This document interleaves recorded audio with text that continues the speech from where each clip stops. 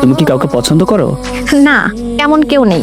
দেখবে কোনো একদিন কোন এক রাজ্যের রাজকুমার এসে এই সুন্দর পরীটাকে বউ সাজিয়ে নিয়ে যাবে তার রাজপ্রাসাদে। আপনারে কইছে কেন বাবা, কি হইছে? আরে তুই তো বড় হয়েছস, কিছু জ্ঞান টাকা দরকার আছে না তোর? আগামীকাল থেকে একটা কাম করবি, ঘরের বাইরে আর যাবি না, ঘুরে করবি না। আচ্ছা বাবা, ঠিক আছে। এত কিছু বুঝি না, তুই আগামী কালই ঢাকা ফিরবি। আমি কালকে আসছি। আর কত দূর যাবা? চলে তো যাবই, তুমি তো আর আমার সঙ্গে করে নিবা না। এই তোর আসার সময় হলো।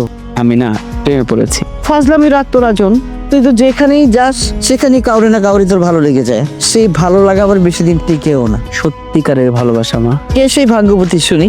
সে অছাড়া বা দূরের কেউ নয়, সে তোমারই আপনজন, আমাদের মিষ্টি পরীটা। শেষ পর্যন্ত তুই ওই গ্রামের সহজ সরল মেয়েটাকে ফাঁসালি।